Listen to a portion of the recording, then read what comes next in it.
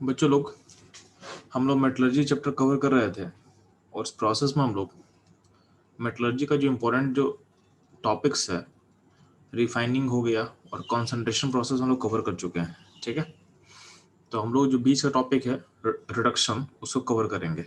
ठीक है, फिर से मैं ब्रीफ कर दे रहा हूँ आप लोगों को कि जब हम लोग मेटलर्जी पढ़ते हैं तो मेटलर्जी में बेसिकली हम लोग क्या करते हैं, हम लोग मेटल निकालना सीखते हैं। ठीक है, हम लोग क्या करते हैं, हम लोग मेटल निकालना सीखते हैं। तो आप लोग को जब बिगिनिंग में पढ़ाया था उसमें क्या समझाया था कि मेटल निकालते कहाँ से, तो मेटल निकालते हैं ओर या मिनरल से। ठीक है, तो इसमें कुछ स्टेप्स इन्वॉल्व होता है। तो फर्स्ट स्टेप में मैं क्या बोला था आपको कि जब भी मेरे पास ओर आएगा, ठीक है, तो हम क्या करते हैं, पहले ओर को पहले हम क्रशिंग एंड ग्राइंडिंग करते हैं। ठीक है, ताकि उसको छोटे छोटे पार्टिकल में ब्रेक कर सको। ठीक है, तो इस क्रशिंग एंड ग्राइंडिंग प्रोसेस का नाम बोला गया है पुलवराइजेशन। क्या बोला गया है? पुलवराइजेशन। ठीक, उसके बाद हम क्या करते हैं, इस ओर से अगर कुछ हिस्से में अगर इम्प्योरिटी इन्वॉल्व होगा तो इस इम्प्योरिटी को हम सेपरेट करते हैं, यानी ओर से हम इम्प्योरिटी को हटाते हैं। ठीक है, इस प्रोसेस को बोला गया है कॉन्सेंट्रेशन प्रोसेस। ठीक है, इसको और भी कुछ नाम से जाना जाता है, ड्रेसिंग बोल सकते हो या बेनिफैक्शन बोल सकते हो आप। ठीक है, बट मेजर में एनसीईआरटी में लिखा हुआ है कंसंट्रेशन, तो कंसंट्रेशन में इसको याद रखना। तो कंसंट्रेशन का मतलब होता है आपके ओर पार्टिकल से इम्प्योरिटी या फिर गैंग। ठीक है, इम्प्योरिटी का मेटलर्जिकल टर्म इसको बुलाया गया है गैंग। तो ओर से इम्प्योरिटी को हटाना। ठीक है, इसको हम बोलते हैं कॉन्सेंट्रेशन। ठीक, अगला पॉइंट है कि जब ओर यानी हम ओर से इम्प्योरिटी का हटा देंगे तो होता क्या है कि ओर में जो मेटल प्रेजेंट होता है, तो आपको पता है कि मेटल का नेचर क्या होता है, इलेक्ट्रोपॉजिटिव। तो मेटल जब भी नेचर में मिलेगा तो अपने इलेक्ट्रॉन को लूज करके मिलता है। ठीक है, यानी मेटल जो नेचर में जब भी कंबाइन करता है तो मेटल अपना इलेक्ट्रॉन को लूज करता है, यानी मेटल का ऑक्सीडेशन होता है।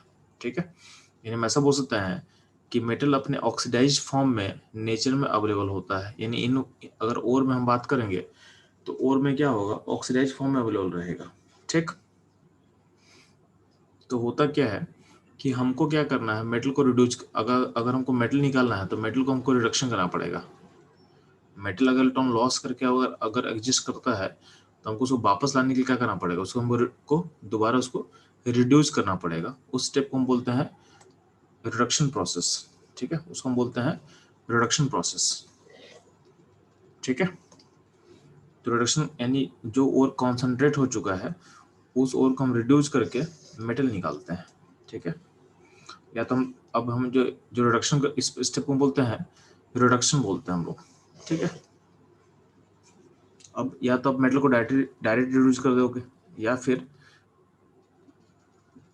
बिफोर रिडक्शन हम जो ओवर है उसका कैल्सिनेशन करेंगे या रोस्टिंग करेंगे। ठीक है, अभी कैल्सिनेशन रोस्टिंग क्या होता है आपको हम आगे समझा देंगे। इसका मोटो होता है इस ओर को ऑक्साइड फॉर्म में चेंज करना, यानी मेटल ऑक्साइड में चेंज करना। ठीक है, और उसके बाद हम रिडक्शन को अप्लाई करते हैं, ऐसा भी सोच सकते हैं हम लोग। ठीक है, इस प्रोसेस के बाद जो वो मेटल मिलता है वो होता है 99% प्योर होता है। ठीक है, अब अगर इस प्योरिटी लेवल को हम अगर 99.99% पर ले जाना चाहेंगे, यानी यहाँ से हम यहाँ चाहते हैं 99, आपके पास जो मेटल मिल चुका है वो 99% प्योर है, इसके प्योरिटी लेवल को हम 99% पे हम ले जाना चाहते हैं तो उसके लिए स्टेप बोला गया है रिफाइनिंग। क्या बोला गया है? रिफाइनिंग। ठीक है, तो हम लोग अभी तक ध्यान देना, इन सारे स्टेप्स में से अभी तक हम लोग क्या कवर कर चुके हैं, तो आपका पोलराइजेशन तो यहीं पे खत्म हो चुका है, कॉन्सेंट्रेशन अच्छे से हम लोग पढ़ चुके हैं हम लोग। ठीक है, सेकंड स्टेप भी हो चुका है। इसके अलावा अपना जो लास्ट स्टेप है रिफाइनिंग, वो भी मैं कवर कर चुका हूँ। ठीक है, इस पूरे चैप्टर में बस बचा हुआ स्टेप क्या है, तो बस बचा हुआ स्टेप आपके पास है रिडक्शन। ठीक है, तो आज हम लोग इसको स्टार्ट करने वाले हैं, इस रिडक्शन टॉपिक को स्टार्ट करने वाले हैं। ठीक है, तो ध्यान देना, मेटल को पहले मैं कैटेगराइज कर रहा हूँ। ठीक है, on the basis of reactivity, on the basis of reactivity मैं मेटल को कैटेगराइज कर रहा हूँ। कुछ मेटल को मैं बोलता हूँ हाईली रिएक्टिव मेटल। तो जिस मेटल का रिएक्टिविटी अल्युमिनियम से ज़्यादा होगा या अल्युमिनियम तक, यानी टिल अल्युमिनियम तक जो मेटल होंगे रिएक्टिविटी सीरीज में, उसको मैं बोलता हूँ हाईली रिएक्टिव मेटल। ठीक है, यानी उसका रिएक्टिविटी क्या होता है, बहुत हाई होता है। जो मेटल अल्युमिनियम से कम रिएक्टिव होगा और हाइड्रोजन से ज़्यादा रिएक्टिव होगा, यानी हाइड्रोजन और अल्युमिनियम के बीच में रहेगा, उसको हम बोलते हैं माइल्डली रिएक्टिव मेटल। ठीक है, कुछ को मैं बोलता हूँ इनर्ट मेटल, जो रिएक्ट नहीं करता है। ठीक है, for example gold and platinum, ये तो ऐसा मेटल है जो रिएक्शन में पार्टिसिपेट कभी नहीं करता है, या करेगा भी तो बहुत रेयर केसेस में करता है। तो गोल्ड एंड प्लेटिनम को मैं बोल रहा हूँ इनर्ट मेटल। ठीक है, और कुछ मेटल को मैं बोलूँगा लेस रिएक्टिव मेटल। ठीक है, जिसका रिएक्टिविटी हाइड्रोजन से कम होगा और सिल्वर के बराबर होगा मान लो। ठीक है, मतलब सिल्वर तक समझ जाओ, उस मेटल को हम बोलते हैं लेस रिएक्टिव मेटल्स। एग्जाम्पल क्या होगा, कॉपर, सिल्वर, मरकरी। ठीक है, कॉपर, सिल्वर, मरकरी, ये सब इसका एग्जाम्पल पॉसिबल है। ठीक है,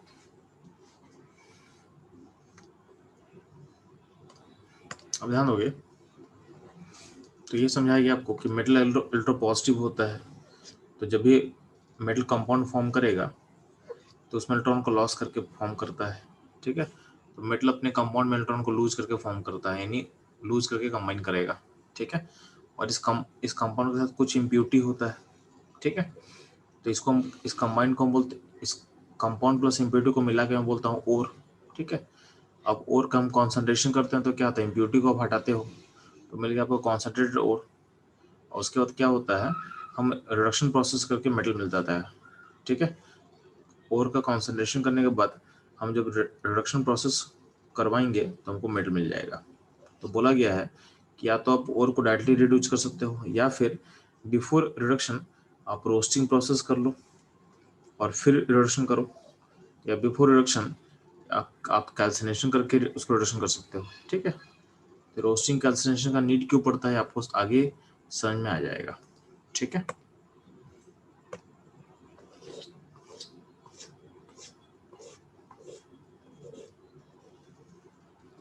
अब ध्यान देना रिडक्शन प्रोसेस, रिडक्शन में क्या क्या प्रोसेस हम लोग सीखने वाले हैं, ध्यान देना। ठीक है, तो पहली बात है कि हम क्या क्या फैक्टर क्या क्या रहेगा, मतलब किस फैक्टर पे हम लोग डिपेंड करता है कि हम किस मेथड को चूज करेंगे।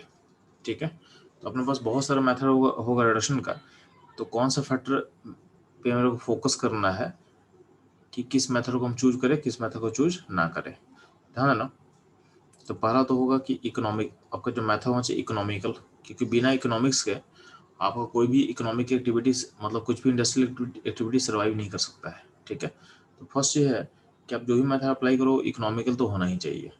ठीक है, कभी भी कॉस्टली मेथड को आप स्केल अप नहीं कर पाओगे। ठीक है, तो फर्स्ट ये है कि आपका सिस्टम, मतलब जो भी आप प्रोसेस अप्लाई कर रहे हो इकोनॉमिकल होना चाहिए। ठीक, दूसरा होगा कि आसानी से होना चाहिए, आपको ज़्यादा उसमें परेशानी ना हो।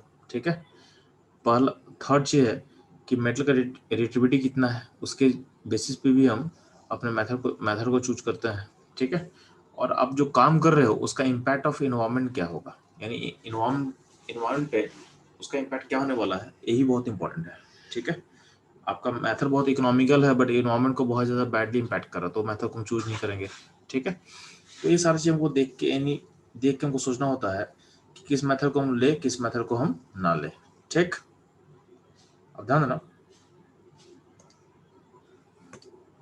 रिएक्शन प्रोसेस में कुछ मेथड क्या क्या है, तो पहला मेथड जो मैं आपको लेफ्ट में दिख रहा होगा, डिस्प्लेसमेंट मेथड। जैसा कि आपका नाम सजेस्ट कर रहा है, इसमें हम डिस्प्लेसमेंट रिएक्शन का यूज करने वाले हैं। ठीक है, तो डिस्प्लेसमेंट मेथड में दो चीज पढ़ने वाले हैं,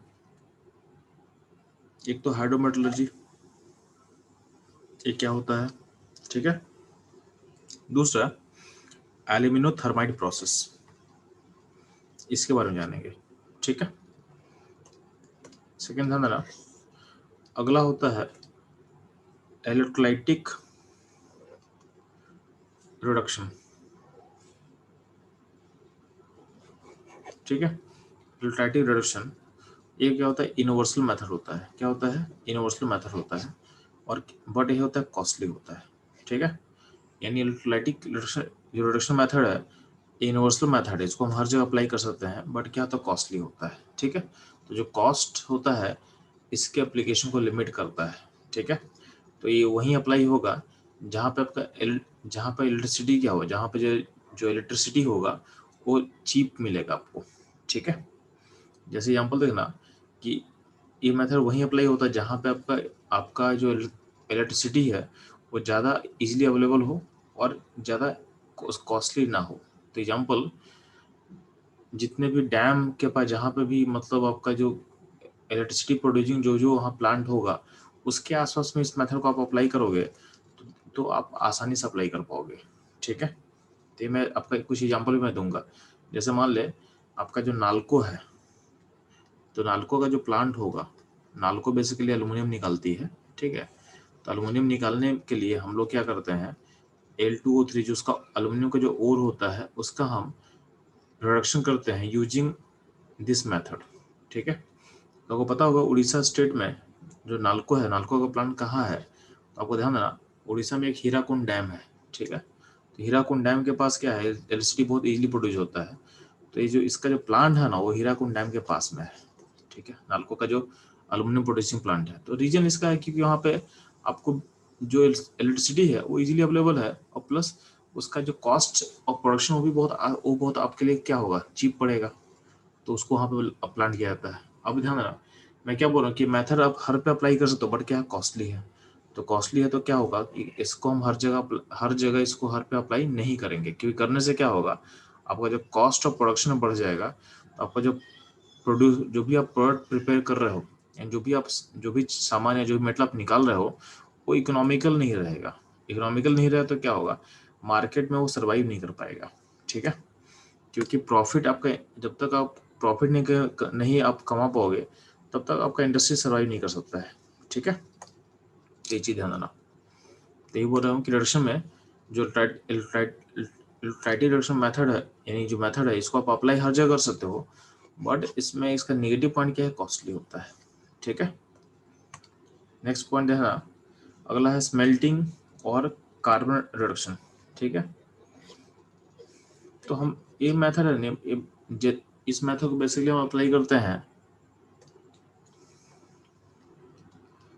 माइल्ड रेटिव मेटल्स पे। ठीक है, माइल्ड रेटिव मेटल्स पे अप्लाई करता हूँ लोग। ठीक है, इस मेथड को जनरली अप्लाई किया जाता है हाईली रेटिव मेटल पे। ठीक है, अब ध्यान देना, जो कार्बन डेटिंग मेथड होता है ये क्या होता है, ये सस्ता होता है। ठीक है, तो आप बोलोगे इसको यहाँ पे अप्लाई क्यों नहीं करते हैं हाईली रेटिव मेटल पे। पॉइंट है कि कार्बन डेटिंग मेथड जो होता है उसको आप हर जगह अप्लाई नहीं कर पाओगे। ये माइल्ड रेटिव मेटल पे काम करता है, बट अगर हाईली रेटिव मेटल हो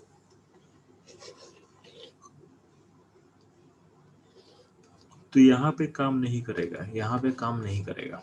ठीक है, तो हाईली रेटिव मेटल्स के लिए हमको बाय डिफॉल्ट क्या अप्लाई करना पड़ेगा, इलेक्ट्राइटिक रिडक्शन मेथड अप्लाई करना पड़ेगा। ठीक है, इसमें हम बात करेंगे हम लोग। ठीक, अब ध्यान देना,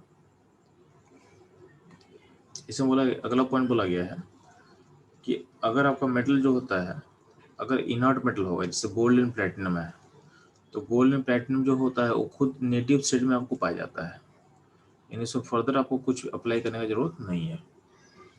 तो गोल्ड एंड प्लेटिनम जो है वो डू नॉट रिक्वायर रिडक्शन। ठीक है, इसमें आप रिडक्शन इसका रिक्वायर नहीं करोगे। ठीक, अगला पॉइंट है, तो नेटिव स्टेट वाले मेटल को डायरेक्टली आप ऐसे ही निकाल लोगे, उसको कोई आपको रिडक्शन का जरूरत ही नहीं पड़ेगा। कुछ मेटल अगर में हम हीटिंग करके कुछ और को हम हीट करके मेटल निकाल सकते हैं। ठीक है, और कहीं कहीं हम लोग सेल्फ या ऑटो रिडक्शन प्रोसेस अप्लाई करते हैं। ये क्या होता है हम आगे सीखेंगे। अब ध्यान देना, अब गौर करना, जब भी आप लेफ्ट से राइट मूव करो, मतलब यहाँ से यहाँ मूव करो, ध्यान देना, यानी आप नेटिव स्टेट से हीटिंग, हीटिंग से सेल्फ या ऑटो रिडक्शन, वहाँ से कार्बन रिडक्शन मेथड, वहाँ से इलेक्ट्राइटिक रिडक्शन मेथड, तो ये यहाँ से आप मूव कर रहे हो, तो ये जो मेथड्स है इस मेथड के अकॉर्डिंग क्या होगा, किस मेथड पर हम अप्लाई करेंगे उसका रिएक्टिविटी क्या होगा, आगे बढ़ेगा। यानी इसका मतलब बोल रहा है कि अगर आप लेफ्ट साइड अगर मूव कर रहे हो ना, इसका मतलब ये मेथड जिस मेटल पर अप्लाई हो रहा है उसका जो रिएक्टिविटी है वो भी क्या हो रहा है, इंक्रीज कर रहा है। यानी जितना हम राइट की तरफ मूव करेंगे उतना ही मेटल जो है जिस पे अब मेथड अप्लाई होने वाला है उसका रिएक्टिविटी क्या होगा, ज़्यादा होगा। और जितना लेफ्ट साइड हो गए उतना ही मेटल का रिएक्टिविटी क्या होगा, कम होगा। ठीक है, यानी मेथड्स के अकॉर्डिंग मेथड जो होता है वो डिसाइड किया गया है on the basis of reactivity.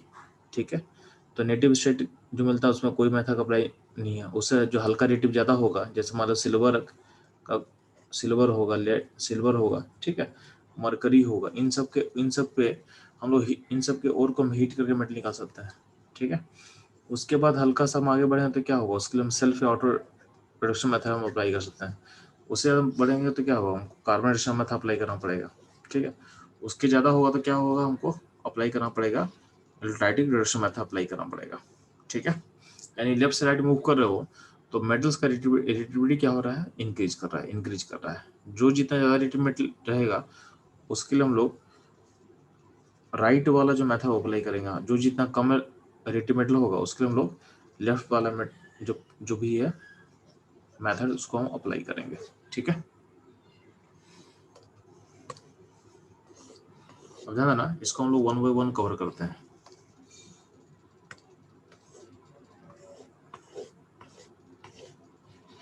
तो आगे बढ़ने से पहले कैल्सिनेशन क्या होता है समझ जाओ।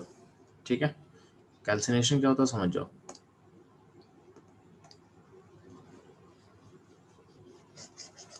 तो क्या बोला गया है कि कैल्सिनेशन होता है basically heating of concentrated ore below its fusion temperature. Heating of concentrated ore below its fusion temperature in absence of air। ठीक है, इसको बोला गया है कैल्सिनेशन। यानी कैल्सिनेशन का मतलब क्या होता है कि हम ओर को हीट कर रहे हैं below its fusion temperature. Fusion मतलब जब ओर मेल्ट कर जाएगा तो उसका मेल्टिंग पॉइंट से बिलो हीटिंग चाहिए। ठीक है, उसके मेल्टिंग पॉइंट से क्या होता है, बिलो हीटिंग करना हमको है। ठीक, तो जब भी हम ओर को हीट करते हैं below its melting point in absence of air उसको बोला गया कैल्सिनेशन।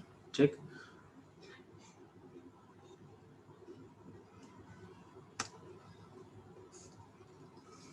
अब देखो ना, ड्यूरिंग कैल्सिनेशन प्रोसेस होता क्या है कि अगर आपके पास इम्प्यूरिटी होगा, फॉस्फोरस सल्फर या आर्सेनिक ऐसा इम्प्यूरिटी होगा तो वो रिमूव हो जाता है एलिमेंटल वेपर, यानी एलिमेंट के वेपर के फॉर्म में वो सिस्टम से बाहर चला जाएगा। ठीक है, तो इम्प्यूरिटी जो फॉस्फोरस है, सल्फर है, आर्सेनिक है, वो एलिमेंटल वेपर के फॉर्म में क्या होता है, बाहर चला जाता है। ठीक है, अब कैल्सिनेशन करते क्यों है, तो कैल्सिनेशन इसलिए करते हैं ताकि जब आपका जोर और हो जाए, पोरस हो जाए। हीटिंग करो तो क्या होगा, उसका पोर्स में से जो भी एलिमेंट से बाहर चला जाएगा तो ज़्यादा पोरस हो जाएगा। प्लस अगर वाटर उसमें होता, अगर वाटर होता तो वाटर वेपर के फॉर्म में क्या होता, बाहर चला जाता, अल्टीमेटली क्या हो जाएगा, एनहाइड्रस। तो आफ्टर कैल्सिनेशन क्या होगा, आपका जो ओर है पोरस हो जाएगा, एनहाइड्रस हो जाएगा, और क्या होता है आपका सरफेस एरिया, क्या होगा, सरफेस एरिया आपका इंक्रीज करेगा। आपका सरफेस एरिया क्या होगा, इंक्रीज करेगा। ठीक है, ये ध्यान रखना। ठीक है, और कैल्सिनेशन में होता क्या है, तो बोला गया है कि जो वोल्टाइल इम्प्यूरिटी होता है, जो वोल्टाइल इम्प्यूरिटी होता है, ठीक है, और वाटर जो कंटेंट है वो क्या होता है,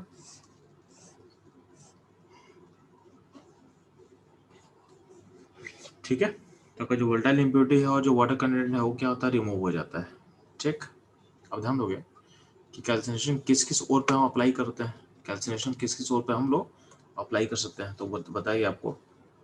जो कैल्सिनेशन प्रोसेस है वो हम अप्लाई करते हैं किसके लिए, तो calcination process is applicable for carbonate और ऑक्साइड और हाइड्रोक्साइड और, ठीक है, नाइट्रेट एंड सल्फेट और, इन सब पे हम कैल्सिनेशन प्रोसेस हम अप्लाई कर सकते हैं। फिर से मैं रिपीट कर दे रहा हूँ, carbonate, hydroxide, oxide, sulphate and nitrate, इन सब हम लोग कैल्सिनेशन प्रोसेस अप्लाई कर सकते हैं। ठीक है,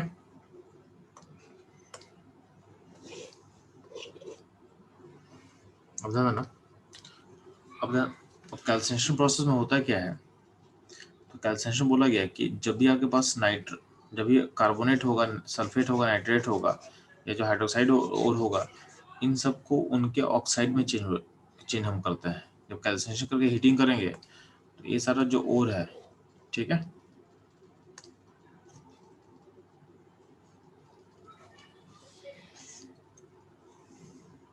कार्बोनेट, सल्फेट, नाइट्रेट, ये सब क्या होता है, अपने ऑक्साइड में चेंज होता है। तो अल्टीमेटली क्या होता है कि कैल्सिनेशन का एक और मोटो है, ठीक है, इसका मोटो क्या है, ताकि हम थर्मली डिकम्पोज कर सके कार्बोनेट, सल्फेट, नाइट्रेट, हाइड्रोक्साइड ओर को टू गिव ऑक्साइड ओर, ठीक है।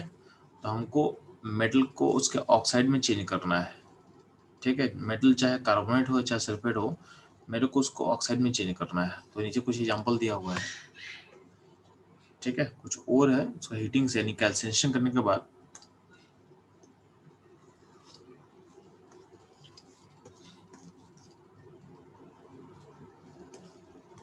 ठीक है, तो कैल्सिनेशन करने के बाद देखो उसका ऑक्साइड मिल गया है, ठीक है, उनका ऑक्साइड्स मिल चुका है।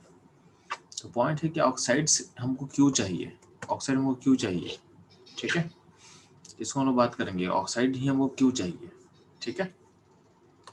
सिमिलरली ध्यान देना, रोस्टिंग किसको बोलेंगे हम लोग, तो रोस्टिंग बेसिकली उसमें होता क्या है कि जब वो कॉन्सेंट्रेटेड और होता है उसको हम हीट करेंगे बिलो इट्स फ्यूजन टेम्परेचर, यानी below it's boiling point, below it's boiling नहीं, सॉरी, मेल्टिंग पॉइंट, ठीक है। जब भी हम और को हीट करते हैं बिलो इट्स फ्यूजन टेम्परेचर मतलब बिलो इट्स मेल्टिंग पॉइंट, ठीक, in presence of excess oxygen यानी एक्सेस एयर, ठीक है, to convert into ox to convert sulphide और इनटू ऑक्साइड्स और, ठीक है।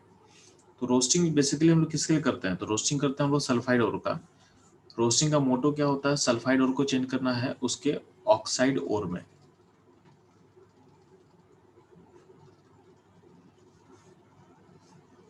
ठीक है। तो कैल्सिनेशन और रोस्टिंग में बस एक डिफरेंस दिखे आपको, कैल्सिनेशन में हमको ऑक्सीजन का अब्सेंस चाहिए था, उसमें ऑक्सीजन नहीं होना चाहिए, और रोस्टिंग में ऑक्सीजन होना चाहिए। तो सल्फाइड ओर का जब हम रोस्टिंग करते हैं तो उसमें मेरे को ऑक्सीजन होना चाहिए, ठीक है।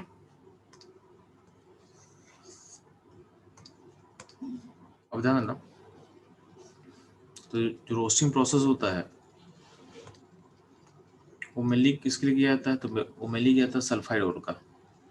क्यों करते हैं, ताकि इसको हम कन्वर्ट कर सके ऑक्साइड ओर में, ठीक है। बाकी रोस्टिंग करने से और क्या क्या होता है, तो रोस्टिंग करने से क्या होता है कि जो मॉइस्चर होता है आपके ओर का एंड जो वोलेटाइल इम्प्योरिटी है वो क्या होगा, बाहर चला जाएगा, ठीक। इसके अलावा क्या होगा,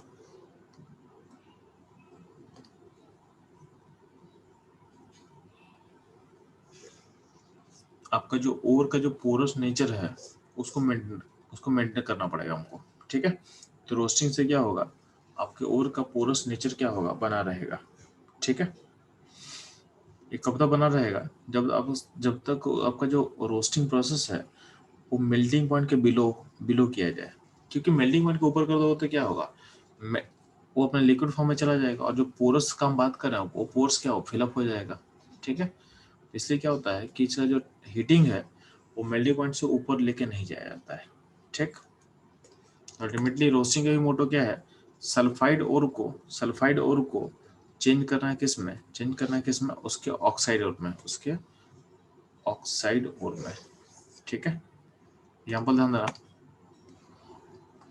तो यहाँ पर देखोगे कि जेडनेस है, जिंक सल्फाइड है, उसमें हम O2 पास करेंगे तो O2 क्या करेगा, इस सल्फर से कंबाइन करेगा, ठीक है, और बन जाएगा SO2, और जो जिंक है वो O के साथ कंबाइन करके बन जाएगा जेडनो, ठीक है। यहाँ पे एक और रिएक्शन होता है कि जिंक सल्फाइड में अगर हम O2 को पास करते हैं तो एक पैरेलल रिएक्शन एक और चलता है, ये बनता है जिंक सल्फाइड, क्या बनता है, जिंक सल्फाइड बनता है, ठीक है। सिमिलरली लेड का सल्फाइड को तुम अगर O2 पास करो तो क्या बनेगा, लेड ऑक्साइड बनेगा और प्लस SO2 गैस निकलता है, ठीक। और अगर इसमें हम एक और इसका एक माइनर प्रोडक्ट होता है, यानी जो पैरेलल रिएक्शन होगा, उसे बोला गया है कि PbS plus O2 gives PbSO4, ठीक है, यानी लेड का सल्फेट बनेगा, लेड का सल्फेट बनता है। ये ध्यान देना।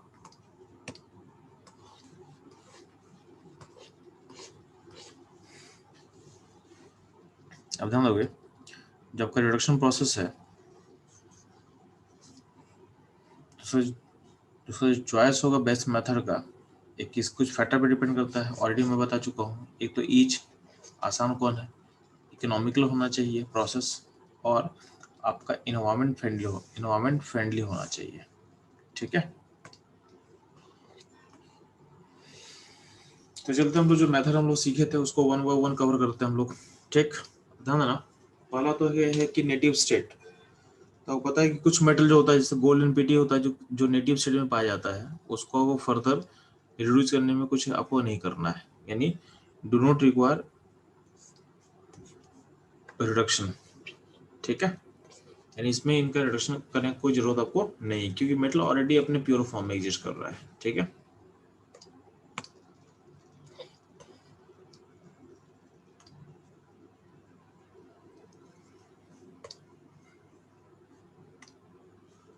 अब ध्यान दोगे,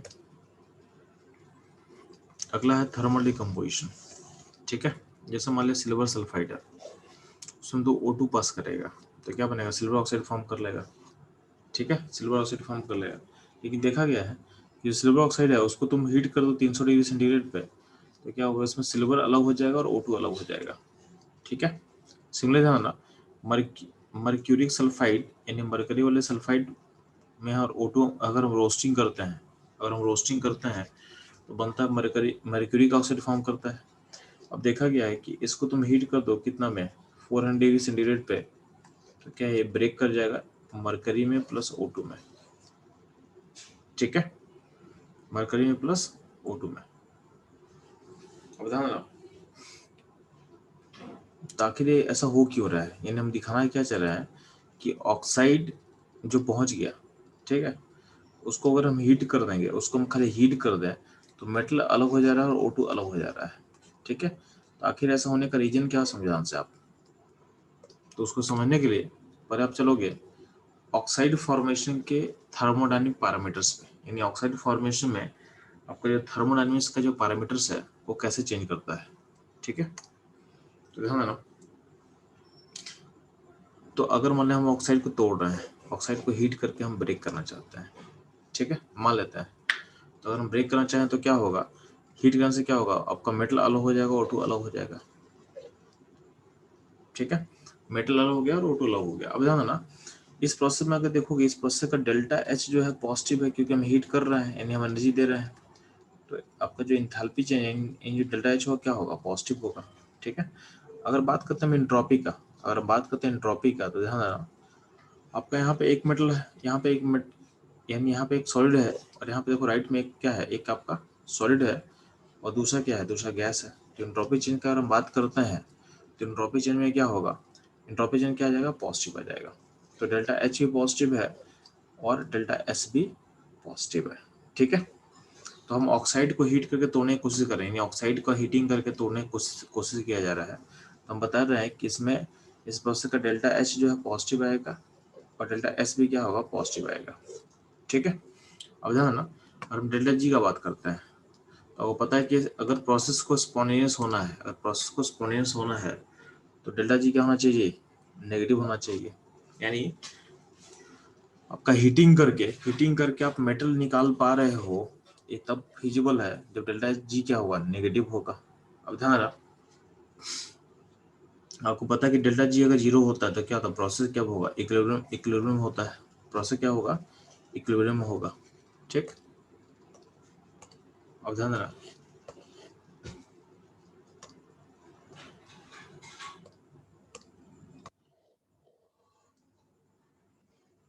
तो आपको बताया जा चुका है कि अगर प्रोसेस को स्पॉन्टेनियस होना है, तो प्रोसेस का डेल्टा G क्या होना चाहिए, नेगेटिव होना चाहिए, ठीक है। और डेल्टा G अगर जीरो होगा तो क्या होगा, प्रोसेस क्या होगा, इक्विलिब्रियम में स्टेबल हो जाएगा, ठीक है। अब ध्यान ना, तो अगर हम डेल्टा G को जीरो पुट करते हैं तो यहाँ पे क्या रिलेशन आ जाएगा, डेल्टा एच इक्वल टू क्या होगा, टी डेल्टा एस हो जाएगा। ठीक है, तो यहाँ से ना जो टी हम निकालेंगे ना, टी मतलब जो इसको बोलते हैं टेम्परेचर इक्विलिब्रियम, इसको बोलते हैं हम लोग टेम्परेचर इक्विलिब्रियम। अब जो टेम्परेचर इक्विलिब्रियम का वैल्यू होता है वो क्या होता है, तो delta H by delta S होता है। ठीक, ये ध्यान रखना। तो बोला गया है कि अगर आपका टेम्परेचर इससे ज़्यादा बड़ा होगा, ठीक है, अगर टेम्परेचर क्या होगा, टी क्लोन से बड़ा होगा, तो उस केस में क्या होगा, उस केस में डेल्टा जी क्या होगा, पक्का नेगेटिव होगा। और अपने प्रोसेस को आप क्या सोच सकते हो कि प्रोसेस स्पॉन्टेनियस है, यानी जो ऑक्साइड से हीट करके आपका मेटल बाहर निकालना फीजिबल है। ठीक है, कब, जब आपका जो टेम्परेचर होगा वो टी इक्विवेलेंट से बड़ा हो जाएगा। ठीक है, लेकिन ध्यान रखना, ये जो टेम्परेचर होता है बहुत हाई होता है। ठीक है, तो इसको आप हर जगह अप्लाई नहीं कर पाओगे। ठीक है, तो यहाँ पे लिखा हुआ है कि hence we can extract metal by only heating. मतलब ये बोला गया है कि हम हीटिंग करके मेटल को तोड़ सकते हैं। हमको दिख रहा है ना, हीटिंग करके मेटल टूट जाएगा। ठीक है, हीटिंग करके मेटल का जो ऑक्साइड फॉर्म है वो मेटल में चलाएगा, वो मेटल में चलाएगा। ठीक, बट ऐसा रियलिटी में होता है क्या, नहीं, ऐसा नहीं होगा। ठीक है, इन रियलिटी ऐसा नहीं होता है, ये आइडियली हम बात कर रहे थे। ठीक है, हीटिंग करके मेटल निकाल सकते हैं, ये मेरा आइडिया एजम्पशन है। एक्चुअली क्या बोला गया है, ठीक है, एक्चुअली फिजिबल नहीं होता, एक्चुअली फिजिबल नहीं है। ठीक,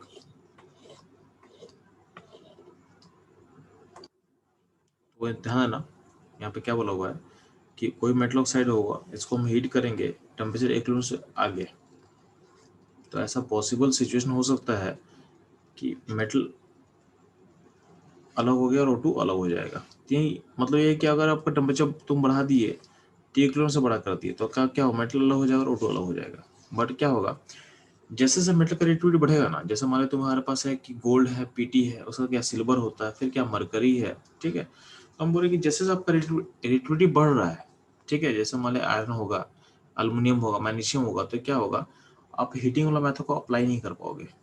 क्यों, क्योंकि देखा ना कि जितना ज़्यादा रेटिव मेटल होगा, ठीक है, जितना ज़्यादा रेटिव मेटल होगा उतना ही उसके ऑक्साइड को हीट करके तोड़ना मुश्किल है। क्यों, क्योंकि उसके लिए टेम्परेचर का जो रिक्वायरमेंट है ना, जो इस टी का जो हम बात कर रहे हैं, ये टी का जो वैल्यू बहुत हाई हो जाता है। बहुत हाई हो जाता है मतलब जो अल्युमिनियम है, मान लेते हैं कि अल्युमिनियम जो है, अल्युमिनियम के लिए वैल्यू जो होता है टेम्परेचर का, ये वैल्यू हो जाता है ऑलमोस्ट 22 डिग्री 2200 डिग्री सेंटीग्रेड के आसपास चला जाता है।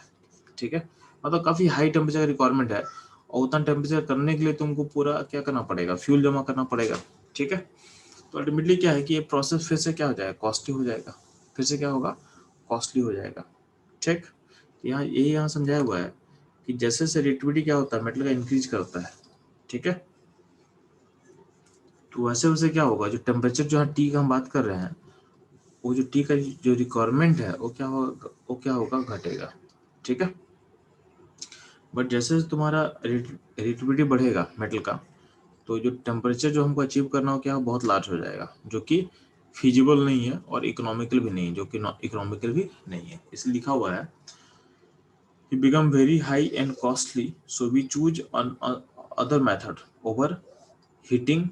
ठीक है, तो हीटिंग को छोड़ के बाकी कोई और मेथड हम लोग अप्लाई करेंगे, क्योंकि हीटिंग क्या है, हर जगह फिजिबल नहीं है, हर जगह फिजिबल नहीं है। ठीक है,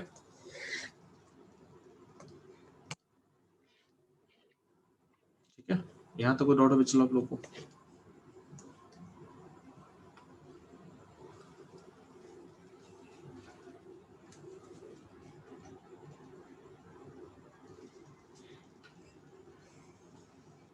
ठीक है, तो यहाँ तक आप लोग को डाउट फर्दर नहीं है, तो हम आगे बढ़ते हैं। तो अगला जो मेथड हम लोग सीखे थे, सेल्फ या फिर ऑटो रिडक्शन मेथड। ठीक, तो सेल्फ या ऑटो हम किसको बोलते हैं, ध्यान देना। तो बोला गया है सेल्फ रिडक्शन या ऑटो रिडक्शन किसको बोला है, ध्यान देना। तो बेसिकली ये जो अप्लीकेबल होता है, ये सल्फाइड और पे इसको हम अप्लाई करते हैं। ठीक है, वो भी किसका, तो कॉपर का, पीबी का, मरकरी का, इन सब के सल्फाइड और में हम उसको अप्लाई करते हैं। ठीक है, अप्लाई कैसे किया था, ध्यान देना। तो बोला गया है कि हम क्या करते हैं, अपने और जिस भी और को हमको सेल्फ रिड्यूस करना है, तो जो ओर होगा वो होना चाहिए सल्फाइड ओर होना चाहिए। ठीक है, क्या बोला गया है? सल्फाइड ओर होना चाहिए। हम लोग क्या करते हैं, जो हमको ओर मिल जाएगा तो ओर का हम लोग करते हैं partial roasting. Partial roasting, partial roasting का मतलब क्या होगा? रोस्टिंग कंप्लीट नहीं होगा, रोस्टिंग कंप्लीट नहीं होगा। जैसे मान ले हमारे पास पीबीएस है, इसको हम पार्सली रोस्ट करें, इसका मतलब ये है कि O2 हम डालेंगे भी तो कुछ पीपीओ बनेगा और कुछ पीबीएस में बचा हुआ रहेगा। ठीक है, अब ध्यान देना, तो पार्शियल रोस्टिंग का एडवांटेज क्या ध्यान दोगे? तो सेल्फ रिडक्शन या ऑटो रिडक्शन में बोला गया है क्या पार्शियल या फिर सेल्फ रिडक्शन। ठीक है, पार्शियल रोस्टिंग ध्यान देना, पार्शियल रोस्टिंग करते क्यों ध्यान देना आप। तो सेल्फ रिडक्शन ऑटो रिडक्शन में ध्यान दोगे, हम लोग पार्शियल रोस्टिंग करते हैं, क्यों करते हैं ध्यान देना आप।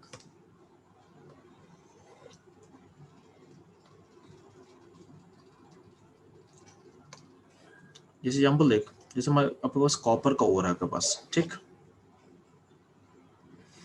तो कॉपर का ओर को अगर हम रोस्टिंग करेंगे पूरा कंप्लीट, तो पूरा रोस्टिंग करने पे क्या होता है कि कॉपर ऑक्साइड में चला जाएगा, CO2 बन जाएगा प्लस SO2 बन जाएगा।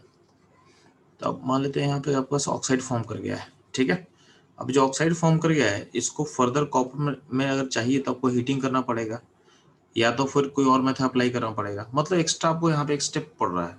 हम क्या कर रहे हैं, अगर मेरा रोस्टिंग पार्शियल होगा, रोस्टिंग अगर पार्शियल करेंगे तो क्या होगा, कुछ कॉपर सल्फाइड कॉपर ऑक्साइड में चला जाएगा और कुछ कॉपर सल्फाइड में बचा हो रह जाएगा। ठीक है, तो पार्शियल रोस्टिंग का मतलब क्या होता है कि हम जितना एयर रिक्वायर है उतना एयर नहीं भेजेंगे, तो क्या होगा, कुछ सल्फाइड के फॉर्म में रहेगा, कुछ चला जाएगा ऑक्साइड के फॉर्म में। अब ध्यान देना, ये आपस में ही क्या होता है, ये आपस में ही क्या होगा, यहाँ का जो सल्फर है और यहाँ का जो O है ये आपस में क्या होगा, रिएक्ट कर लेगा और SO2 गैस बनकर निकल जाएगा। यानी आपको आपको फर्दर इफर्ट नहीं लगाना है, आप पार्शियल रोस्टिंग कर दिए, अब क्या आपको कुछ नहीं करना, बस बैठ जाओ आराम से। ठीक है, तो अल्टीमेटली क्या होगा, जो पार्शियल रोस्टेड जो आपका सिस्टम दिख रहा है, इसका जो सल्फर है वो बगल वाले के O को लेके बाहर चला जाएगा। इस तरह से आपका आपका कॉपर मिल रहा है, यानी कॉपर मेटल इस तरह से आपको मिलेगा थ्रू पार्शियल रोस्टिंग। तो ध्यान देना, कहीं ना कहीं ये पार्शियल रोस्टिंग जो है आपके कंप्लीट रोस्टिंग से बेटर है। क्यों, ध्यान देना, अगर हम इसका कंप्लीट रोस्टिंग कर देते हैं तो सिस्टम के अंदर कोई भी सल्फाइड नहीं बचता। ठीक, यानी कोई भी सल्फाइड और बचता नहीं, तो अल्टीमेटली सारा सारा क्या बनता है, ऑक्साइड और बचता आपके पास। अब ऑक्साइड और को रिड्यूस करने के लिए आपको एक्स्ट्रा जो इफर्ट मारना पड़ेगा, या तो हीटिंग करो या तो कोई दूसरा रिड्यूसिंग एजेंट ढूंढना पड़ेगा जिसको रिड्यूस करने में आपको हेल्प करेगा। ठीक है, तो हम लोग क्या करते हैं, अगर हम लोग पार्शियल रोस्टिंग कर देंगे तो क्या होगा कि जो ऑक्साइड और सल्फाइड और जो जो ऑक्साइड में कन्वर्ट हुआ है, जो और ऑक्साइड में कन्वर्ट हुआ है और जो और सल्फाइड में बचा हुआ है, वो दोनों ही आपस में रिएक्ट करता है और क्या होगा, और खुद चला जाएगा मेटल में। ठीक है, अब यहाँ जो मेटल आपका यहाँ जो कॉपर प्रोड्यूस हो रहा है, इस कॉपर को हम बोलते हैं ब्लिस्टर कॉपर। ब्लिस्टर कॉपर इससे बोलते हैं क्योंकि जब कॉपर बनता है तो मान लें कि कॉपर बन गया अपने पास। ठीक है, तो यहाँ से देखोगे यहाँ पे SO2 गैस निकलता रहता है, SO2 गैस निकलेगा तो यहाँ पे जो सरफेस के ऊपर में है ये ब्लिस्टर फॉर्म करता है, ब्लिस्टर फॉर्म करता है, मतलब इस तरह का ब्लिस्टर फॉर्म करेगा। ठीक है, इसलिए इस कॉपर को हम बोलते हैं ब्लिस्टर कॉपर। क्या बोलते हैं, ब्लिस्टर कॉपर बोलते हैं। ठीक है,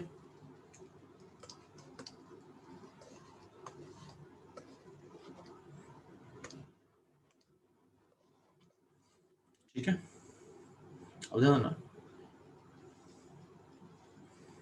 तो ये रहा आपका कॉपर का मेटलर्जी, यानी कॉपर को निकालेंगे कैसे। तो बोला गया है कॉपर को निकालने के लिए सेल्फ या फिर ऑटो रिएक्शन का यूज करेंगे। ठीक, तो ये आपका एक डायग्राम बना के समझाया हुआ है। अच्छा, इस कॉपर वाले में आपको जो मेजर इम्प्योरिटी होता है, जो मेन इम्प्योरिटी आप जिसको गैंग बोलते हो, तो मेन इसमें होता है क्यूप्रस ऑक्साइड। ये आपका इम्प्योरिटी है, यानी जो मेटल है उसी का जो ऑक्साइड फॉर्म है, वही इम्प्योरिटी का काम कर रहा है, वही इम्प्योरिटी का काम कर रहा है। ठीक है, नीचे भी समझाया गया था कि अगर मान लेते हैं कि अगर हम CO2S यानी कॉपर सल्फाइड का अगर हम पूरा रोस्टिंग कर अगर हम पूरा रोस्टिंग कर देते हैं, यानी पार्सली नहीं करते, कंप्लीट कर देते, तो होता क्या कि जितना भी सल्फाइड ओर है सबका सब जाए ऑक्साइड ओर में। अब ऑक्साइड में चला गया तो अब उसको निकालने का तरीका क्या है, या तो आप कोई रिड्यूसिंग एजेंट यूज करो, ठीक है, या तो हीटिंग करो।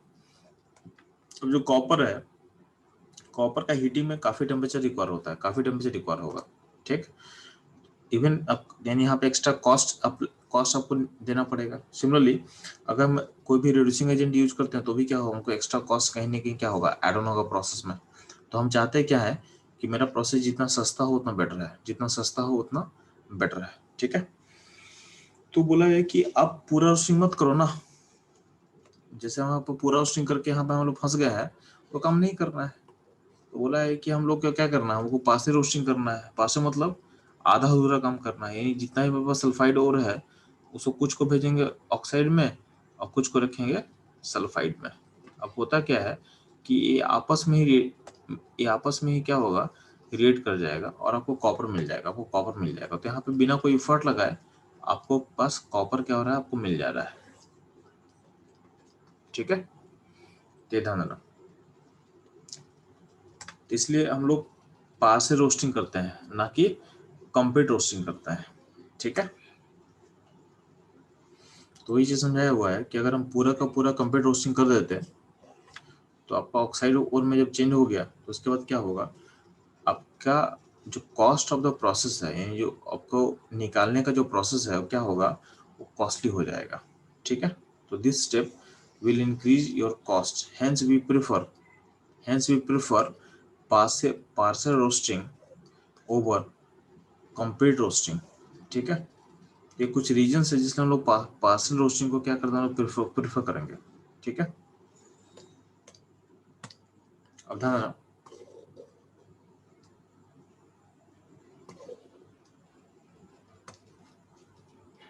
कि पार्सल रोस्टिंग हम लोग कहाँ का अप्लाई करेंगे। तो कॉपर समझा दिया आपको। अगला मरकरी का पार्सल रोस्टिंग करने से क्या बनेगा, तो कुछ पार्ट जाएगा ऑक्साइड में, कुछ पार्ट बचेगा सल्फाइड में, ठीक है। अब क्या होगा, ये आपस में क्या होगा, आपस में जो सल्फर है, मरकरी का जो सल्फर है वो रिएक्ट करेगा इस मरकरी के O के साथ, ठीक है, और एसिडिक गैस बन के बाहर निकल जाएगा और आपको प्योर मरकरी मिल जाएगा, ठीक है। सिमिलरली ध्यान रखना, बोला गया है कि इसी में अगर हम लोग कंप्लीट रोस्टिंग करें तो क्या दिक्कत था। इसी में हम लोग जो पार्सली काम कर रहा है, अगर उसको हम उस प्रोसेस को अगर हम कंप्लीट कर दें, यानी जो रोस्टिंग प्रोसेस है अगर उसको फुल्ली कर दे तो क्या दिक्कत है। तो बोला गया कि अगर फुल्ली कर दोगे तो आपका सारा का सारा सल्फाइड खत्म हो चुका है, तो बन गया SO2 में, और आपको बन गया, ये क्या बन गया, मर्क्यूरिक ऑक्साइड फॉर्म कर चुका है, ठीक। अब ध्यान देना, अब मर्क्यूरिक ऑक्साइड से अगर मरकरी निकालना होगा तो तरीका क्या है कि डायरेक्टली हीटिंग कर दो। बट ये क्या है, हीटिंग करने से क्या होगा, वो टाइम एंड मनी दोनों बर्बाद होगा, ठीक है।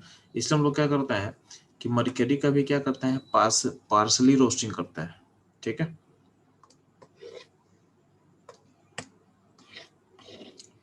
ठीक है, तो पार्सल रोस्टिंग करने के बाद क्या होगा, जब जो सल्फाइड का पार्टिकल है अपने ऑक्साइड के पार्टिकल से मीट करेगा तो क्या होगा, एक रिएक्शन स्टार्ट होगा, ठीक है, और आपका मेटल प्रोड्यूस हो जाएगा। मेटल क्या होगा, प्रोड्यूस हो जाएगा,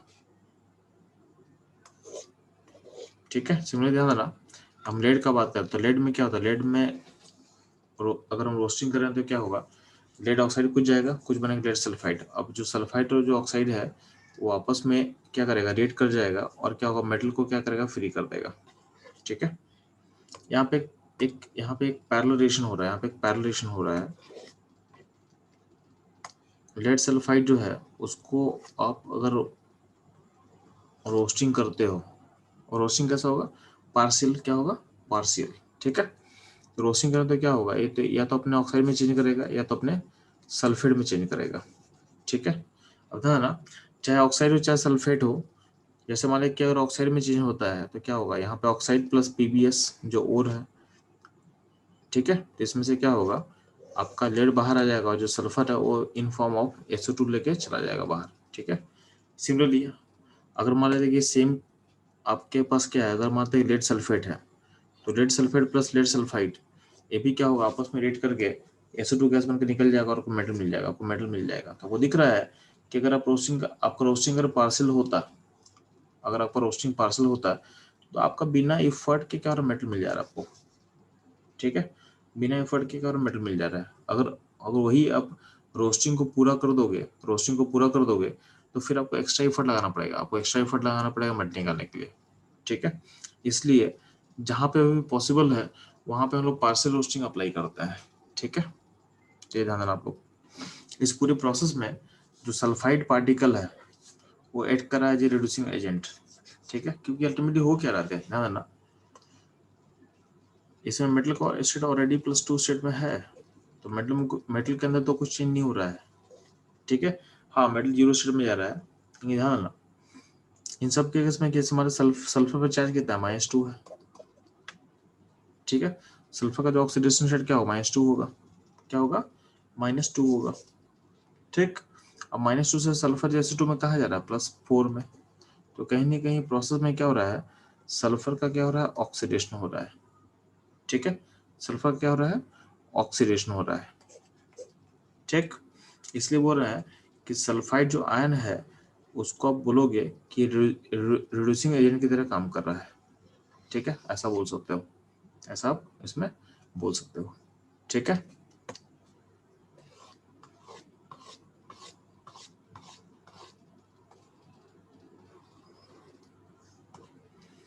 तो ये रहा ऑल अबाउट क्या, सेल्फ या फिर ऑटो रिडक्शन, ठीक है। नेक्स्ट रहेगा अपना एल्यूमिनोथर्माइड प्रोसेस, एल्यूमिनोथर्माइड प्रोसेस, ठीक है।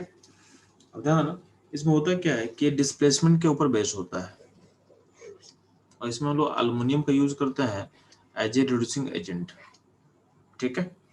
अब ध्यान ना, जो एल्यूमिनियम थर्मल प्रोसेस है वो क्या होता है, हाईली एक्सोथर्मिक होता है, यानी इसमें बहुत ज्यादा हीट इवॉल्व करेगा, ठीक है। तो मेथड क्या होगा, ये मेथड हाईली एक्सोथर्मिक होगा, यानी इसमें बहुत ज्यादा हीट निकलने वाला है, ठीक है। और इसमें जो मेटल प्रोड्यूस होता है, इस मेथड में से जो मेटल प्रोड्यूस होगा उसका स्टेट होता है लिक्विड, क्या होता है, लिक्विड स्टेट में प्रोड्यूस होता है। इसको देखो ध्यान से, इसको अप्लाई कहाँ किया जाता है, आप लोग इसको पहले पढ़े भी होगे, इसको मैं दोबारा रिपीट कर दे रहा हूँ, ठीक है। आप लोग 9th-10th के साइंस में दिया हुआ है, आई थिंक 10th क्लास के साइंस में दिया हुआ है चीज, ठीक है। तो क्लास 10th के साइंस बुक में तो देखना है, ये आपको दिया हुआ था। तो इसका एप्लीकेशन क्या है कि रेलवे ट्रैक, जैसे मान ले कि पटरी है ना, तो रेलवे ट्रैक अगर मान लेते हैं, ये आपका ट्रैक मान लेते हैं हम, ठीक है। तो ट्रैक में ना, ट्रैक पर रस्टिंग होता है, ट्रैक तो बना होता है आयरन से ना, तो उसका रस्टिंग होगा, ठीक है। तो मान लेते हैं इसमें रस्ट भर गया, तो आप तो ट्रैक को रिप्लेस नहीं कर पाओगे ना, ट्रैक काफी भारी होता है और काफी कॉस्टली होता है, तो वो ट्रैक को रिप्लेस करना पॉसिबल नहीं अपने लिए। तो हम लोग क्या करते हैं कि रस्ट का फॉर्मूला क्या होता है, फेरिक ऑक्साइड होता है, ठीक है। तो कहीं हम लोग क्या करते हैं कि उसमें हम अल्युमिनियम डिप करते हैं, ठीक है। अल्युमिनियम को रस्ट के साथ कॉन्टेक्ट में मिला के उसको हम छोड़ते हैं और हीटिंग करते हैं, और क्या करेंगे, हीट करेंगे। तो हीट करने से क्या होगा, जो अल्युमिनियम है और जो फेरिक ऑक्साइड है, ठीक है, ये आपस में रिएक्ट करेगा, और अल्युमिनियम चूंकि ज्यादा रेट मेटल है तो क्या करेगा, अल्युमिनियम अपने पास ऑक्सीजन को खींच लेगा और आयरन को फ्री छोड़ देगा, और यहाँ जो आयरन है उसका स्टेट होगा लिक्विड स्टेट में प्रोड्यूस हो रहा है, ठीक है। इसका यूज क्या किया जाता था, कभी कभी क्या होता है कि आपका जो ट्रैक्स है, ट्रैक्स बीच में से फट जाता है, ठीक है। बीच में क्या क्या होता है कि आपका जो जो ट्रैक है उसमें ब्रेकेज आ जाता है, उस पर ब्रेकेज आ जाएगा। तो हाँ, हम लोग करते क्या है कि हम आसपास जो रस्ट है, रस्ट को जमा कर लेते हैं, ठीक है। और क्या करते हैं, इस रिएक्शन में जो अल्युमिनियम को डाल के हीट करते हैं, तो हीटिंग करने से क्या होगा कि अल्युमिनियम जो है O2 को डिस्प्लेस, यानी आयरन को निकाल के खुद जाएगा O2 के साथ, ठीक है। तो इससे बन जाएगा चीज, ठीक। अब ध्यान, इसमें जो आयरन प्रोड्यूस होता है उसका स्टेट होता है मोल्टन, मोल्टन मतलब उसको आप लिक्विड फॉर्म में उसको आप यूज कर सकते हो। तो होता है कि जहाँ पे ट्रैक कहीं भी आपको डैमेज दिखेगा तो वहाँ पे हम लोग क्या करते हैं, अल्युमिनियम को डाल के रिएक्शन स्टार्ट करते हैं, ठीक है। और यहाँ जो आयरन प्रोड्यूस होगा इस रस्ट को, ठीक है, मिनिमाइज करने के बाद जो आपका आयरन प्रोड्यूस होगा वो क्या करेगा, इस ट्रैक को फिलअप कर देगा। इस ट्रैक जहाँ पे ये जो ट्रैक आपको दिख रहा होगा, डैमेज दिख रहा होगा, ये डैमेज जो ट्रैक है इसको क्या करेगा, फिलअप कर देगा। ठीक है, जिससे एल्यूमिनोथर्माइड प्रोसेस काम करता है। इस तरह से आपका एल्यूमिनोथर्माइड प्रोसेस काम करता है। ठीक, सिमिलर ध्यान है ना। एक होता है हाइड्रोमेटलर्जी। हाइड्रोमेटलर्जी आपके एनसीईआरटी में दिया हुआ है, तो इम्पोर्टेंट है बहुत। ये लाइन बहुत इंपॉर्टेंट है क्योंकि ये हल्का सा छोटा सा लाइन लिख के इसमें एनसीईआरटी में ज़्यादा मेंशन नहीं है, एक दो तीन लाइन बस मेंशन किया हुआ है। ठीक है, तो हाइड्रोमेटलर्जी ध्यान देना। इसको अप्लाई कहाँ करते हैं हाइड्रोमेटलर्जी को, हाइड्रोमेटलर्जी को हम अप्लाई कहाँ करेंगे। तो पहली बात है कि ये होता है बेस्ड ऑन डिस्प्लेसमेंट।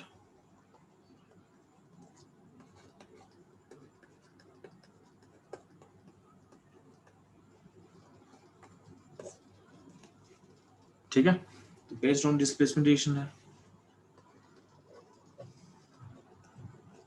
हाँ ना, इसको अप्लाई करते हम लोग लो ग्रेड कॉपर के लिए, लो ग्रेड कॉपर के लिए। इसमें होता क्या है, जब कॉपर का अमाउंट काफी कम होता है आपके ओर में, ठीक है, तो बाकी मेथड क्या होता है, बाकी मेथड इकोनॉमिकल नहीं होता है, यानी उसमें आप बेनिफिट कमा नहीं पाओगे। तो हम लोग क्या करते हैं, उस लो ग्रेड कॉपर को हम लोग एक बैक्टीरिया डालते हैं जो कि सिस्टम में प्रोड्यूस करता है H2 हाइड्रोजन गैस। ठीक है, अब जो हाइड्रोजन गैस हम पास करेंगे सिस्टम से, तो चूंकि हाइड्रोजन ज़्यादा रिएक्टिव मेटल है, तो ये हाइड्रोजन खुद को भेजेगा H प्लस में, और जो कॉपर प्लस 2 है वो आ जाएगा कॉपर में। ठीक है, ये ध्यान देना। इसमें कहाँ दिया हुआ है, मैं आपको दिखा देता हूँ।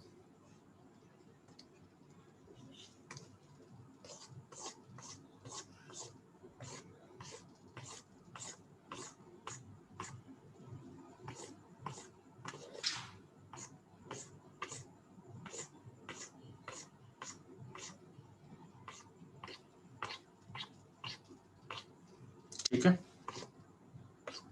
एक सेकेंड बस।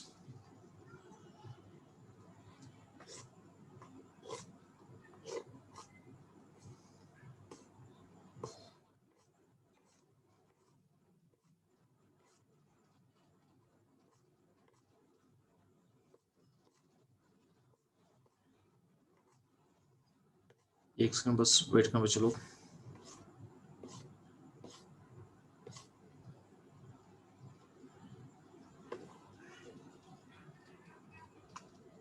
ठीक है, तो मैं अभी दिखा नहीं पा रहा हूँ, आप वेट करो, मैं दिखाता हूँ कि कहाँ पे आपको दिया हुआ है चीज। ठीक है, तो आप वेट करना बस आपको। ध्यान रखो चलो, देखो हाइड्रोमेटलर्जी यहाँ मेंशन क्या होगा एनसीईआरटी में। ठीक है, तो इसमें क्या करते क्या है कि कॉपर का जो ओर है उसको पानी में घोलो। ठीक है, तो पानी में घोलो तो क्या होगा, कॉपर प्लस 2 का जो आयन है वो बाहर निकल जाएगा। अब उस आयन को हम क्या करते हैं, उसमें हम हाइड्रोजन गैस पास करते हैं। तो आपको पता है कि कॉपर और हाइड्रोजन में ज़्यादा रिलेटिव कौन सा एलिमेंट होता है, तो हाइड्रोजन होता है। तो हाइड्रोजन क्या करेगा, कॉपर प्लस 2 को डिस्प्लेस करेगा सॉल्यूशन से और खुद जाएगा सॉल्यूशन में, यानी जो हाइड्रोजन गैस है वो जाएगा H प्लस में, और जो कॉपर का जो प्लस 2 स्टेट है वो चला जाएगा कॉपर में। ठीक है, अब यहाँ जो हाइड्रोजन गैस है ये बेसिकली इसका सोर्स क्या होता है, सोर्स या तो एसिड होता है या तो बैक्टीरिया होता है। ठीक है, ये ध्यान रखना, इससे सबका हाइड्रोमेटलर्जी वर्क करता है। ठीक,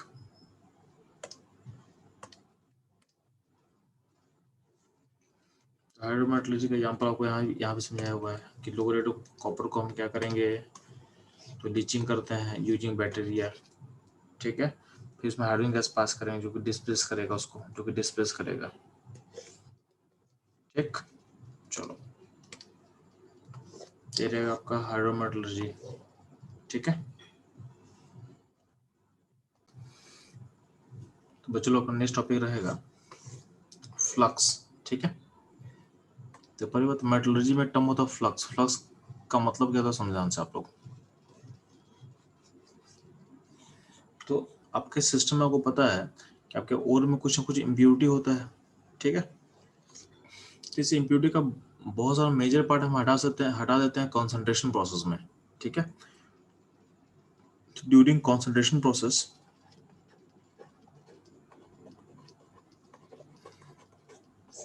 आपका बहुत सारी इम्प्योरिटी हट चुका होता है, लेकिन फिर भी क्या होता है, कुछ ना कुछ इम्प्योरिटी बच जाता है सिस्टम में, ठीक है।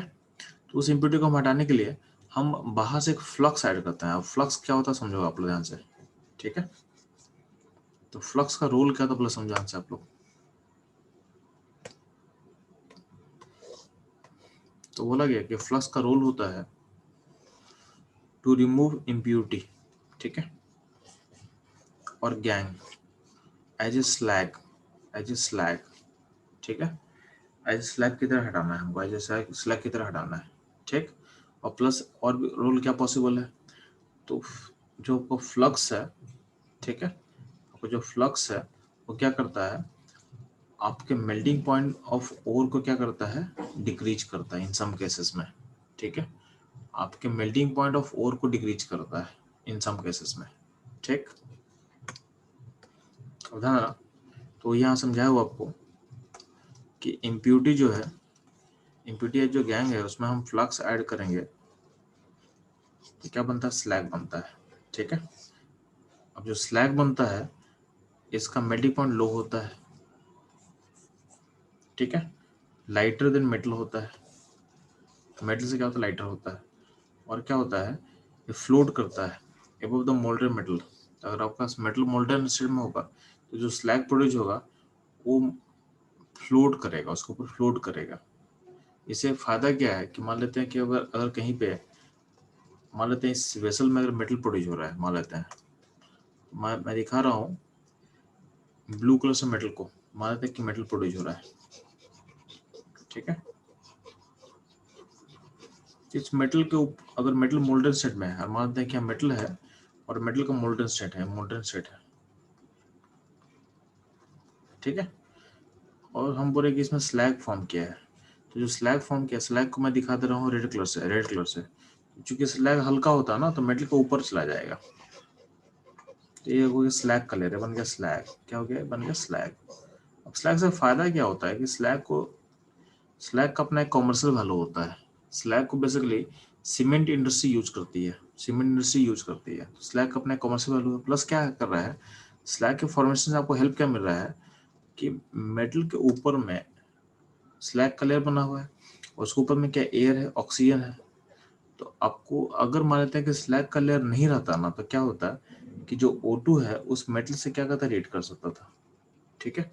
जो आपका मेटल प्रोड्यूस है उसे क्या कर सकता था, उसे रिएक्शन कर सकता था। बट यहाँ पे क्या है कि अगर स्लैग का लेयर ऊपर अगर फॉर्म कर जाएगा तो ऑक्सीजन और मेटल का जो कॉन्टेक्ट है, डायरेक्ट जो कॉन्टेक्ट है वो क्या होगा, खत्म हो जाएगा।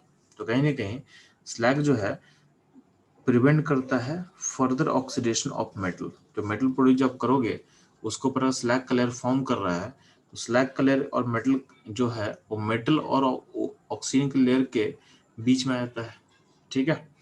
तो कहीं ना कहीं ऑक्सीजन का जो कांटेक्ट है वो जो मेटल के साथ क्या है उसको ब्लॉक कर रहा है, तो ब्लॉक करे तो क्या होगा, आपका ऑक्सीडेशन प्रिवेंट करता है, आपका ऑक्सीडेशन प्रिवेंट करता है। तो स्लैग फॉर्मेशन कहीं ना कहीं मेरे लिए क्या है, डिजायरेबल है, ठीक है। ये ध्यान देना। अब ध्यान देना, तो फ्लक्स यानी हम क्या सीखें कि जो गैंग है, जो इम्प्यूरिटी है, उस इम्प्यूरिटी में फ्लक्स ऐड करेंगे अगर हम, ठीक है, तो स्लैग फॉर्म करता है। फ्लक्स और स्लैग का रोल समझा दिया आपको, ठीक है। अब ना कि फ्लक्स को हम कैसे चूज करते हैं, यानी कौन सा कंपाउंड या कौन सा सब्सटेंस को फ्लक्स बोलोगे, तो ध्यान देना कि फ्लक्स कैन बी एसिडिक। कुछ फ्लक्स एसिडिक पॉसिबल है जैसे SiO2, कुछ फ्लक्स बेसिक होता है जैसे फेरस ऑक्साइड, कैल्शियम ऑक्साइड, ये सब क्या है, बेसिक फ्लक्स है, ठीक है। और कुछ फ्लक्स न्यूट्रल होता है, एग्जांपल देखोगे Na3LF6 या फिर CF2, ये होता है आपका न्यूट्रल फ्लक्स, ठीक है। Na3LF6 का एक नाम होता है, इसको बोलते हैं हम लोग क्रायोलाइट,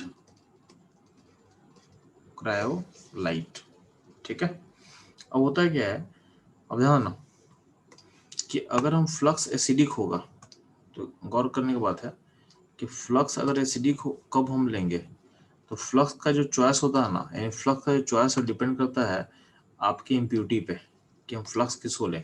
तो अगर आपका इम्प्यूरिटी अगर एसिडिक होगा ठीक है, तो उसके साथ फ्लक्स लेंगे बेसिक।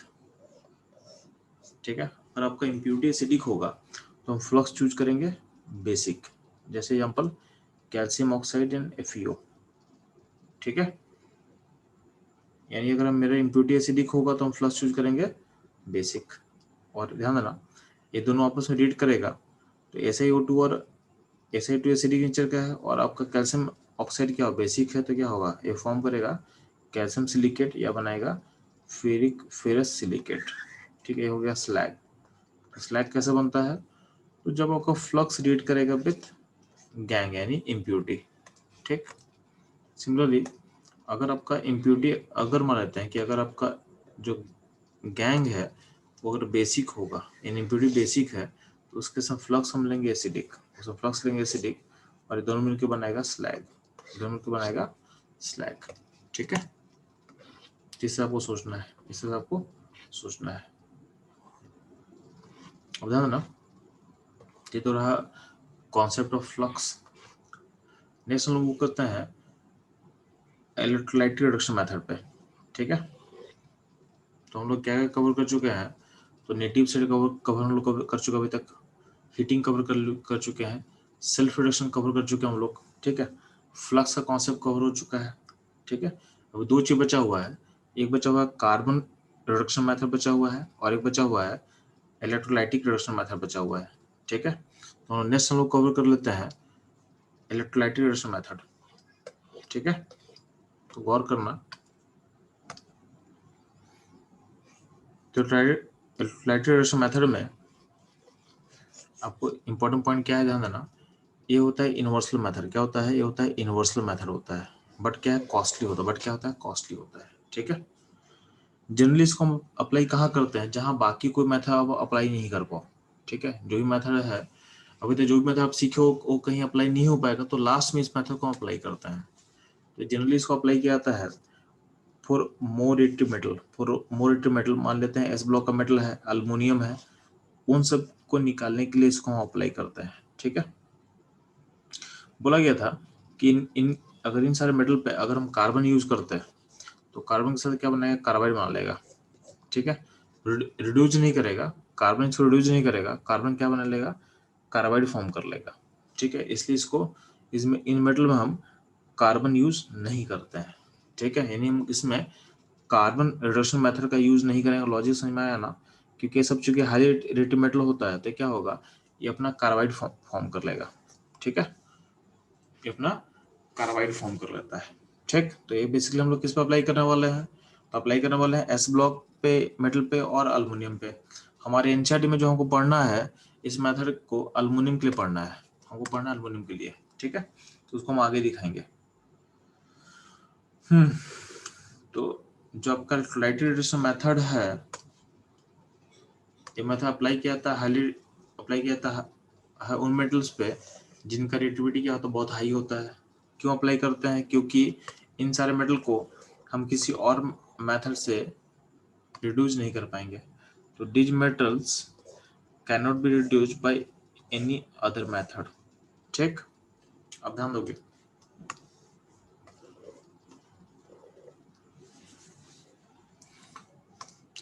तो इस प्रोसेस में ध्यान ना, हम लोग क्या करते हैं, जो मेटल है उसका सॉल्ट देते हैं।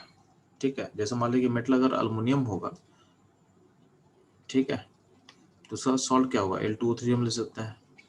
ठीक है, तो मेटल का जो सॉल्ट है यानी जो कंपाउंड है उसको लोगे। ठीक है, उसको बनाओगे एज इलेक्ट्रोलाइट।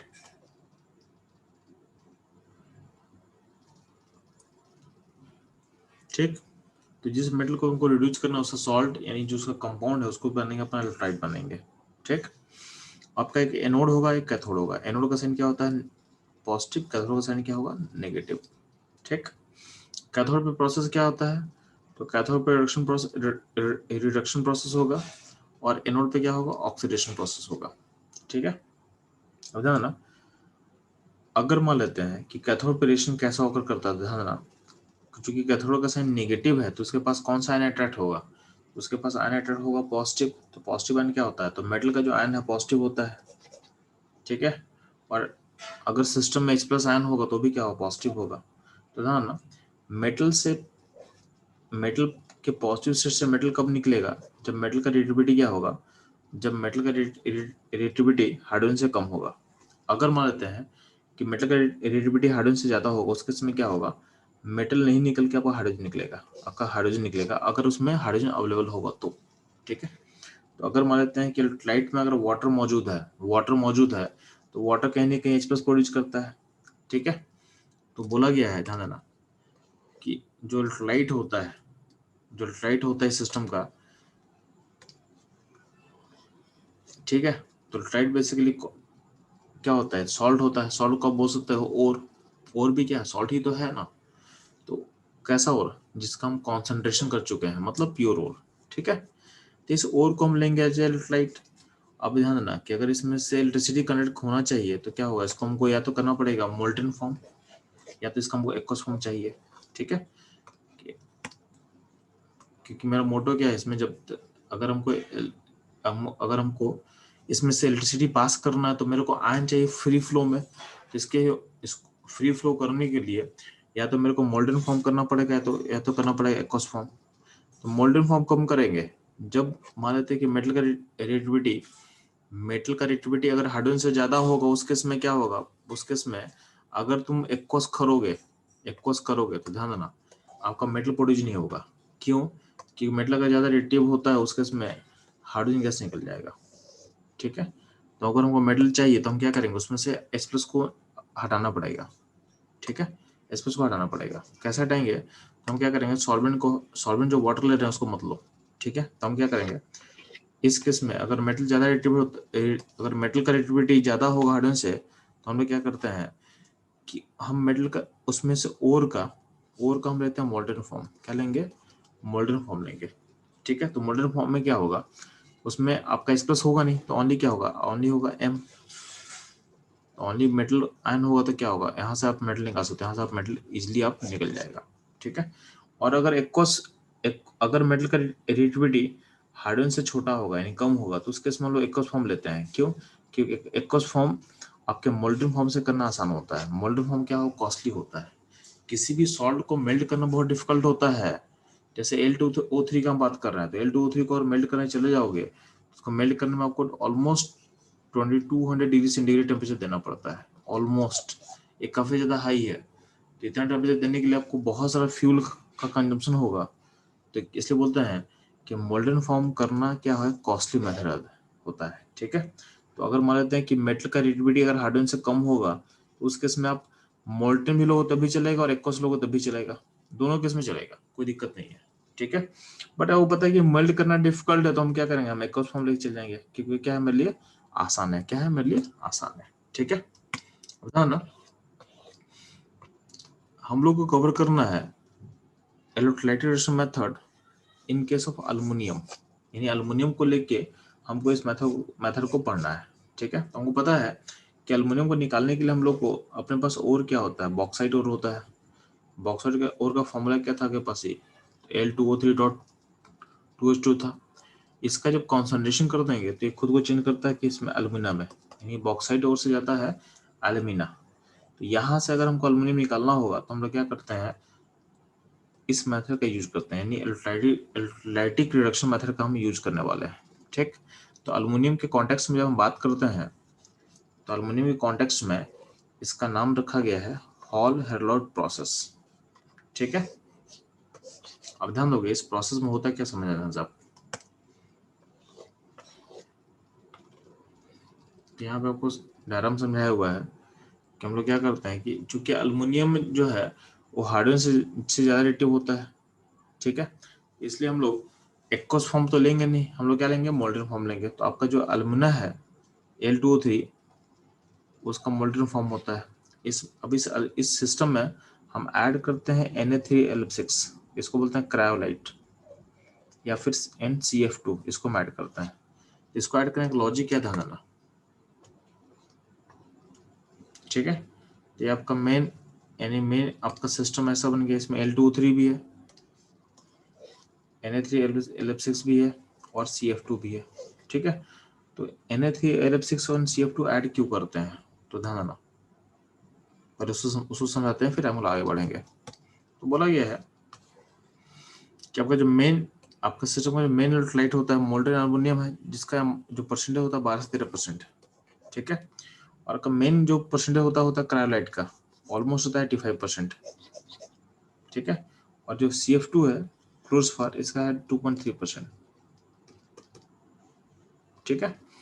अब ध्यान ना, ये जो हम लोग ऐड किया ना, ये ऐड क्यों किया गया, तो ये सब ये बेसिकली एक मिक्सचर जो है एक न्यूट्रल फ्लक्स की तरह काम कर रहा है। और ये क्या करता है, आपका मेल्टिंग पॉइंट जो अल्मुना है, यानी कि L2O3 का जो मेल्टिंग पॉइंट होता है उसको डिक्रीज कर देता है 225 यहाँ से लेके यहाँ तक जा जाता है। यानी इनके एडिशन से आपका जो मेल्टिंग पॉइंट है वो ऑलमोस्ट 1200 डिग्री सेंटीग्रेड से घट चुका है, ऑलमोस्ट चेक करना एक बार, ठीक है।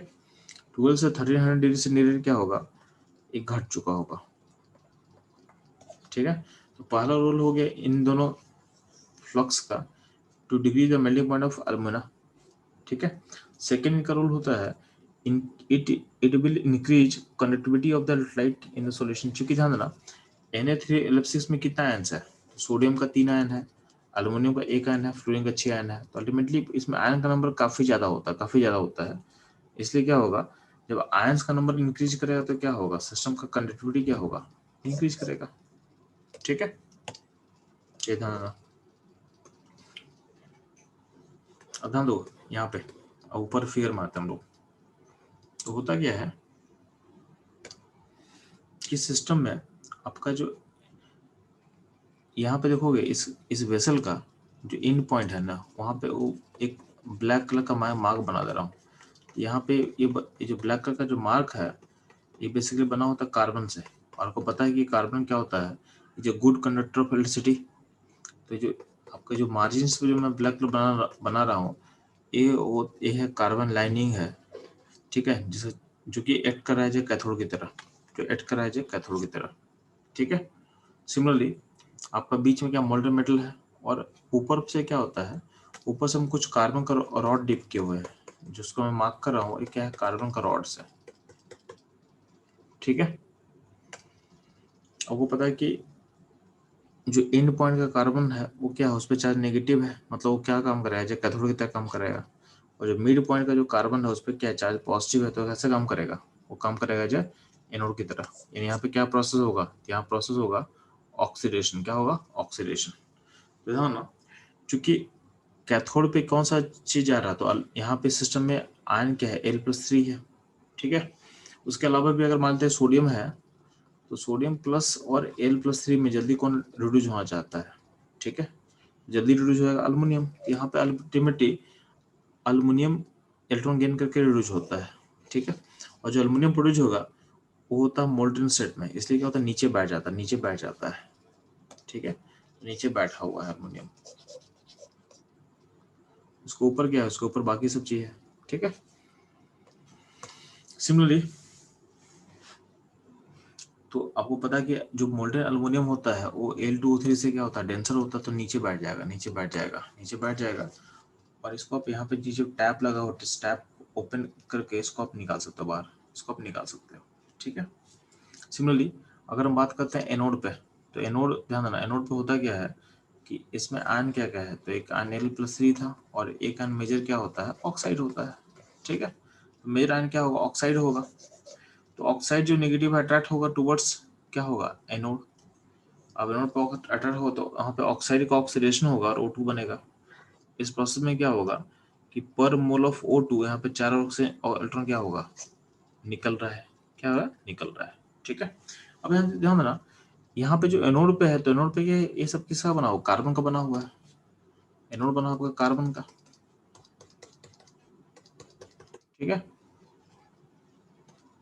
तो एनोड बना हुआ आपका कार्बन का। तो बोला गया कि जब एनोड के पास O2 गैस निकलेगा, तो O2 गैस निकला तो क्या होगा, कार्बन के एनोड को बर्न करना स्टार्ट करेगा। तो आपका जो एनोड है वो बर्न करना स्टार्ट हो जाता है, तो बर्न करके खत्म होता है, ठीक है, यानी जलना स्टार्ट हो जाता है।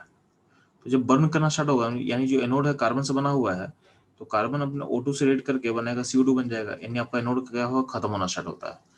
अब ध्यान ना, क्योंकि एनोड अगर कंबशन में चला जाएगा तो उसका उसका प्रॉपर्टी जो है ना, यानी जो उसका इलेक्ट्रिकल कंडक्टिविटी है वो खत्म हो जाएगा। तो इसलिए हम लोग क्या करते हैं, यहाँ पे मल्टीपल एनोड है, ताकि अगर एक एनोड खत्म भी हो जाए तो बाकी सारे एनोड से हमारा क्या हो, काम चलते चला जाए। तब तक हम क्या करते हैं, जो एनोड खत्म हो चुका है उसको हम रिप्लेस कर लेंगे। ठीक है, ये मेथड इससे से काम करता है। अब ध्यान ना, आपसे इंपॉर्टेंट चीज पूछता आपसे कि आपका जो Na3LF6 है, यानी कि क्रायोलाइट है, NCF2 है, इसका रोल क्या है? ये क्वेश्चन बहुत बार पूछा हुआ आपके जेईई मेन में और नीट में भी। ये क्वेश्चन बहुत इंपॉर्टेंट है, इनका रोल क्या है? आप क्या बोलोगे? To decrease the melting point of alumina and increase electrical conductivity of the solution. ठीक है, ये ध्यान रखना।